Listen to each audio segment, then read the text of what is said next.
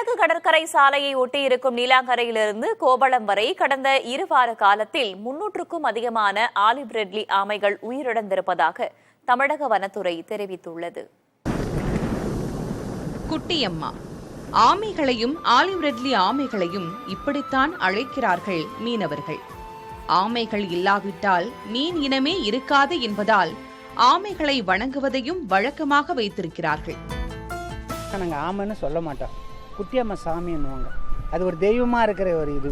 மார்கழி தை மாதங்கள்லாம் நல்ல கரை முட்டை விடுற ஒரு சூழல். ஒரு நேரத்தில் வலைகளில் ஏன்னா வந்ததுன்னா அந்த மறுநாள் வரல தள்ள மாட்டோம்.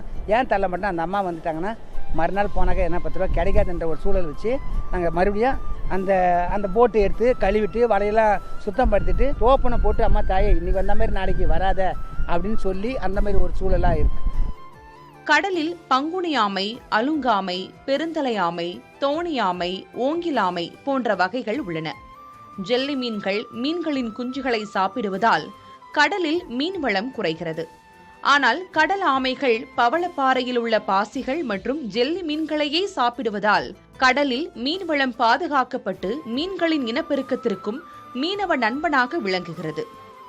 அரிய வகை ஆலிவ் ரெட்லி ஆமை இனத்தில் முட்டைகளிலிருந்து வெளிவரும் 1000 குஞ்சுகளில் ஒரே ஒரு ஆமை குஞ்சு மட்டும்தான் பிழைத்து உயிர் வாழும்.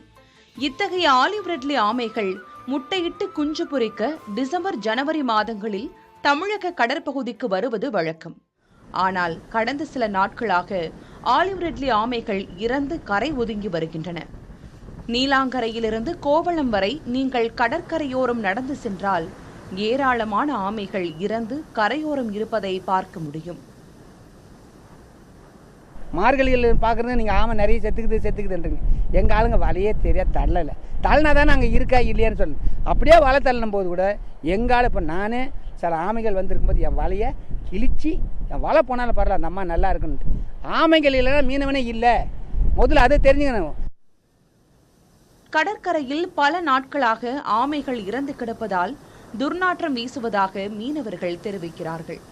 கடந்த 20 ஆண்டுகளில் அதிகப்படியான ஆமைகள் உயிரிழப்பு இந்த 15 நாட்களில் நடைபெற்று இருப்பதாக சுற்றுச்சூழல் ஆர்வலர்கள் தெரிவிக்கிறார்கள். பல்வேறு காரணங்கள் சொல்றாங்க. கடல் முழுவதுமாக மாறி இருக்கிறது, அங்கே இருக்கின்ற மீனவர்களுடைய வலைகளில் சிக்கி இந்த ஆமைகளுக்கு போதிய ஆக்சிஜன் கிடைக்காமல் உயிரிழக்கின்றன. பல்வேறு தரவுகள் நமக்கு பல்வேறு காரணங்கள் நமக்கு சொல்லப்படுகின்றன.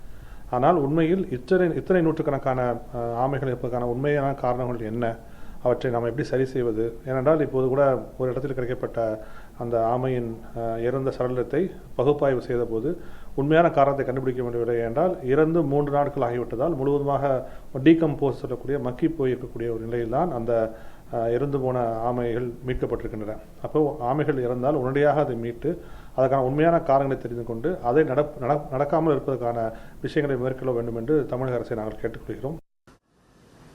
இந்நிலையில் தமிழக அரசின் வனத்துறை சார்பாக ஆமைகள் குறித்து 2 நாட்கள் விழிப்புணர்வு கருத்தரங்கு கோவளம் மற்றும் நீலாங்கரை பகுதிகளில் நடத்தப்பட இருக்கிறது.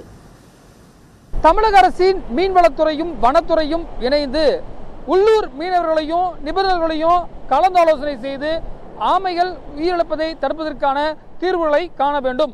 புதிய தலைமுறைக்காக ஒளிப்பதிவாளர் சதீஷ்குமாருடன் ரமேஷ்.